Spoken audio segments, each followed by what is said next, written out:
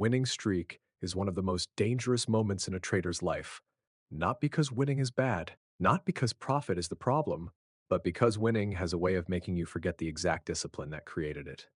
When you are losing, the danger is obvious. You feel pain, you feel pressure, you know, something is definitely wrong. Every single loss just forces you to look at the screen with a little more caution, and every drawdown, it really just reminds you that the market, it is so much bigger than you are. Losing humbles you, even when you hate it. But winning does something quieter. Winning seduces you. It does not attack you with fear, it attacks you with confidence. It makes your rules feel unnecessary. It makes your risk feel smaller. It makes your mistakes look like intelligence. And slowly, without realizing it, you begin to loosen the structure that protected you in the first place. This is why your winning streak can be more dangerous than your losing streak. A losing streak makes you question yourself. A winning streak makes you overtrust yourself. And for most traders, overtrust is far more destructive than doubt. Think about what happens after a few clean wins. You sit down at the chart and something feels different. The same market that used to feel uncertain now feels readable. The same setups that used to require patience now seem obvious. You begin to feel in sync. You begin to feel like you understand the rhythm. You begin to believe that maybe, just maybe, this time you have finally figured it out. That feeling is powerful, and that feeling is dangerous. Because the moment you believe the market has become easy, you stop respecting it. You stop seeing risk as real. You stop treating every trade as a separate decision. You begin carrying the emotion of previous wins into the next setup, as if the market owes you continuation. But the market does not care that you just won 3 trades in a row. The market doesn't care that your confidence is rising. The market doesn't care that your account balance looks better today than it did last week. Every new trade is still uncertain. Every new trade still carries risk. Every new trade still has the power to expose the part of you that thought winning made you safer. Most traders understand the pain of losing. They talk about revenge trading after losses. They talk about hesitation after a drawdown. They talk about fear, doubt, and frustration. But very few traders talk about what happens after success. Success creates its own emotional trap. It tells you that your judgment is sharper than it really is. It tells you that your edge is stronger than it really is. It tells you that the rules can bend because you are finally trading well. And once you start believing that, discipline begins to decay, not all at once, quietly. At first, you just increase your size a little, nothing dramatic. You tell yourself it makes sense because you are in momentum. You tell yourself confidence should be rewarded. You tell yourself that if the last setups worked, the next one probably will too. Then you enter slightly earlier. Then you take a setup that is not fully clean. Then you ignore one small condition. Then you hold a little longer because you believe this winning energy will continue. Then you risk more than your plan allows because it feels like you are playing with profits. And that phrase is one of the most dangerous phrases in trading, playing with profits. Because the moment you call it profit, you emotionally separate it from your capital. You treat it like bonus money. You treat it like something the market gave you for free. So you become careless with it. You risk it faster. You protect it less. You begin trading from the feeling of being ahead instead of the structure of your plan. But money in your account is money in your account. It does not matter whether it came from yesterday's win or last month's deposit. Once it is yours, it deserves protection. The market does not separate your balance into real money and bonus money. Only your psychology does that, and that psychological separation is where the damage begins. A winning streak does not destroy traders because they are happy. It destroys them because happiness turns into entitlement. After a few wins, you begin to expect the market to cooperate. You do not say it out loud, you may not even notice it, but something inside you starts assuming that the next trade should work. You start feeling irritated when price hesitates. You start feeling impatient when the setup takes too long. You start feeling personally interrupted when the market does not continue your streak. That irritation is the first warning, because now you are no longer neutral. You are emotionally attached to the streak. You are not just trading the next setup. You are trying to preserve a feeling. You are trying to stay in the identity of the trader who is winning. And once identity enters the trade, risk becomes distorted. You stop asking, does this meet my criteria? You start asking, can I keep this going? That question changes everything. Because keeping a streak alive is not the same as trading well. Keeping a streak alive is emotional. Trading well is structural. Keeping a streak alive makes you protect your ego. Trading well makes you protect your account. Keeping a streak alive makes you avoid being wrong. Trading well makes you accept being wrong quickly. This is why winning is the real test. Losing tests your pain tolerance. Winning tests your discipline. Losing asks whether you can survive discomfort. Winning asks whether you can stay humble when your mind begins whispering that you are different now. And that whisper is where many accounts begin to fall apart. Before we dive deeper, let me share something that can completely change your trading career. If you are tired of giving back profits after a strong week, breaking your rules after a few wins, or letting confidence turn into overtrading, then my ebook was made for you. Master Your Mind, Master Your Trades breaks down trading psychology in a simple, practical way. How to stay consistent, control emotions, protect discipline, and trade with a clear mind when the market starts rewarding you. But if you really want to level up, if you want to think and trade like the top 1% of traders, then my full course is where everything comes together. Inside, I share my personal risk management and trading framework, built from years of real market experience. This is not something you will find on YouTube or Telegram. You also get everything inside the ebook, plus my full trading psychology playbook and lessons from over 10 years in the market. If you are serious about consistency and long-term profitability, check the links in my description. Now, let's get back to the video. The most dangerous part of a winning streak is not the first win. It is the story you begin telling yourself after the third or fourth win. At first, you are simply following your plan. You wait, you execute, you manage risk, you take what the market gives. The wins feel good, but they still feel connected to discipline. You remember the work, you remember the rules, you remember the patience. But after several wins, the story changes. You stop saying, "My plan worked." You start saying, "I am on fire." That shift sounds small, but psychologically, it is huge. Because now the focus moves from process to identity. The win is no longer evidence that you followed rules. It becomes evidence that you are gifted, that you are seeing the market clearly, that you have unlocked something. And when traders feel gifted, they become careless. They stop preparing properly. They stop reviewing trades, honestly. They stop respecting their checklist. They begin skipping the boring parts because the boring parts feel beneath them. Planning feels slow.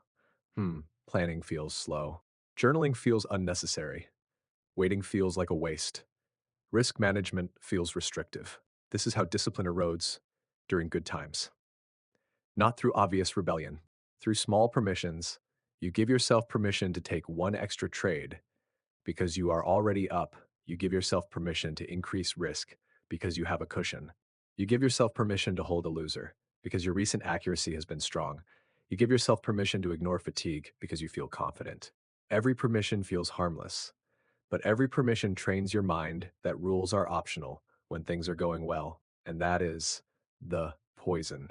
Because the purpose of rules is not to protect you only when you feel weak. The purpose of rules is to protect you especially when you feel strong. Anyone can respect risk after pain. The real trader respects risk after profit. Anyone can become cautious after being punished. The real trader stays cautious when the market has been rewarding him. This is why professional traders fear overconfidence more than fear itself. Fear can stop you from taking trades. Overconfidence can make you take trades you should never touch. Fear can keep you on the sidelines. Overconfidence can put you into positions that are too large, too emotional, and too far outside your plan. Fear feels uncomfortable, so you notice it. Overconfidence feels good, so you trust it. That is what makes it dangerous. The emotion that feels best is often the one that blinds you most. When you are afraid, you know you are compromised. When you are angry, you know something is wrong. When you are ashamed, you know you are carrying emotional weight. But when you are confident, you rarely question it. Confidence feels like clarity. Confidence feels like truth. Confidence feels like skill. But confidence after a streak is often not skill. It is emotional momentum. You are not seeing the chart better. You are seeing yourself bigger. And when your self-image expands faster than your discipline, the account becomes vulnerable. This is where traders give back weeks of progress in one session, not because the market suddenly became evil, not because their strategy stopped working, but because their internal state changed. They came into the session believing they were ahead. They believed being ahead gave them room. They believed room meant freedom, and freedom became looseness. One oversized trade, one unnecessary entry, one moved stop, one refusal to accept that the streak might be over. That is all it takes. The cruel truth is that winning does not make you immune to the same mistakes that destroyed you before. In fact, winning often reopens them in a more subtle form. The trader who revenge trades after losses can also revenge trade after wins. It just looks different. After a loss, revenge trading says, I need to get it back. After a win, revenge trading says, I need to keep it going.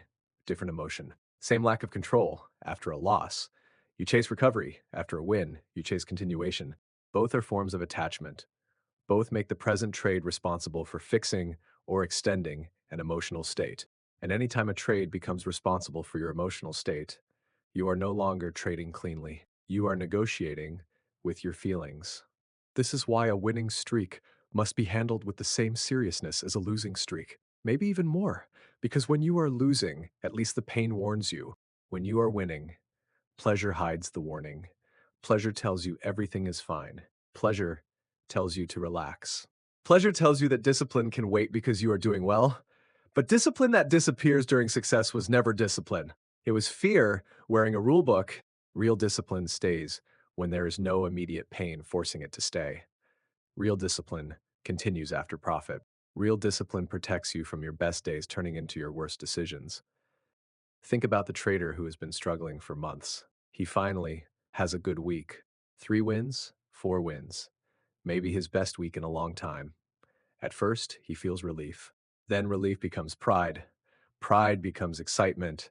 Excitement becomes appetite. Now he wants more. He tells himself he is finally locked in. He tells himself the market is clear. He tells himself he should take advantage while he has momentum. So he trades more, not because the setups are better, because his emotional appetite is bigger. That is the trap. A winning streak increases appetite. And appetite is not edge. Appetite is hunger. Hunger makes you reach. Hunger makes you force. Hunger makes you see opportunity where there is only movement. The market is full of movement. But not all movement is opportunity. When you are calm, you know this. When you are disciplined, you accept it. But when you are on a streak, every movement begins to look like something you can extract from. You start believing your job is to take more because you have been taking well. You confuse activity with momentum. You confuse confidence with permission. Then, the first losing trade comes. And this moment is critical because the first loss after a winning streak does not feel like a normal loss. It feels like an interruption. It feels like the market broke the spell. It feels like the version of you that was finally winning has been threatened. So you react. You try to erase it quickly. You take another trade because you do not want the day to end with that feeling. You increase size because you are still up overall. You tell yourself, one more clean trade will restore the streak. But now, the trade is not clean. Even if the setup looks acceptable, the motive is contaminated. You are not trading the chart. You are trading the desire to return to the emotional high. And that desire is dangerous because highs create withdrawal. When the high fades, you want it back. When confidence drops, you try to rebuild it quickly. When the account pulls back from its peak, you feel like you lost something you already owned. This is why giving back profits hurts so much. It does not feel like losing money from the beginning. It feels like losing status, losing progress, losing proof that you were finally becoming the trader you wanted to be. That pain can be stronger than a normal loss, and stronger pain creates stronger reactions. This is why traders blow accounts after their best periods, not during their worst periods, after their best, because the best period expands their risk tolerance beyond their actual discipline. They start believing they can handle more, but they have not become more disciplined. They have only become more confident, and confidence without discipline is leverage for destruction. It amplifies every weakness. If you already had a tendency to overtrade, winning gives you a reason. If you already had a tendency to move stops, winning gives you justification. If you already had a tendency to increase size emotionally, winning makes it feel logical. If you already had a need to be right, winning feeds it until being wrong feels unacceptable again. A winning streak does not create a new trader. It reveals whether the old trader is still inside you. The real test is not what you do when everything hurts. The real test is what you do when everything feels easy. Can you win and still follow the same risk? Can you win and still wait for the same quality? Can you win and still stop trading when your plan says stop? Can you win and still review your trades, honestly, not just celebrate them? Can you win and still admit that the next trade might lose? That is maturity. Maturity in trading, you know, it is not just about being able to make money when the conditions are right. Lots of traders can manage that for a little while. Uh-huh. Maturity is the ability to not let temporary success change your behavior. It is the ability to treat a winning streak as data, not as identity. It is the ability to say, this is good, but it does not make me special. It does not make me invincible. It does not remove uncertainty. The market is still the market. Risk is still risk. Discipline is still required. This is why the best traders do not celebrate streaks the way amateurs do. They respect them. They record them. They learn from them, but they do not worship them. They do not let a streak become a personality. They do not walk into the next session thinking the market owes them continuation. They reset. This reset is one of the most underrated skills in trading. After a win, reset. After a loss, reset. After a great week, reset. After a terrible week, reset. Because every session requires a clean mind. The market does not care about yesterday. Your plan should not be contaminated by yesterday either. But most traders carry yesterday into today. If yesterday was painful, they carry fear. If yesterday was profitable, they carry ego. Both distort the present. The professional mind returns to neutral. Neutral doesn't mean emotionless. Neutral means unpossessed. You may feel good after winning. You may feel disappointed after losing. But those emotions do not get to drive the next decision. They do not get to resize your trades. They do not get to rewrite your rules. They do not get to decide what quality looks like. Your plan decides that. Your rules decide that. Your discipline decides that. A winning streak should not increase your standards for excitement. It should increase your respect for structure. Because if the streak came from discipline, the answer is not to abandon discipline. The answer is to protect it even more carefully. Most traders do the opposite. They use winning as evidence that they can relax. But winning should be evidence that the structure is working. And when something is working, you do not become casual with it. You become more precise. You protect the conditions that allowed it to happen. You study what you did well. You notice whether the wins came from valid execution or from luck. You ask whether you followed the plan or just happened to be rewarded. That distinction matters because, the market can reward bad behavior temporarily. That is one of the cruelest parts of trading. You can break a rule and win. You can over-leverage and win. You can chase and win. You can move your stop and watch the trade come back. And when that happens, the market pays you while training you to destroy yourself later. A loss after bad behavior teaches quickly. A win after bad behavior poisons slowly. Because now your mind has evidence. It says, see, it worked. It says, maybe the rule was too strict. It says, maybe you have developed enough skill to bend it. And the next time the same temptation appears, resistance is weaker. This is how accounts are ruined. Not because traders do not know the rule, but because the market rewarded them once for breaking it. A winning streak built on bad behavior is not success. It is delayed punishment. It is the market giving you rope and letting you mistake it for freedom. That is why you must judge your streak by execution, not profit. Did you follow your risk? Did you take only valid setups? Did you stop when the plan said stop? Did you avoid revenge after a small loss inside the streak? Did you remain the same person after winning as you were before winning? If the answer is no, then the streak is not proof of growth. It is a warning wearing green numbers. Green can deceive you. Green makes everything look right. But in trading, the color of the result does not always tell the truth about the quality of the decision. A profitable mistake is still a mistake. A losing, disciplined trade is still discipline. The amateur looks only at the outcome. The professional looks at the behavior.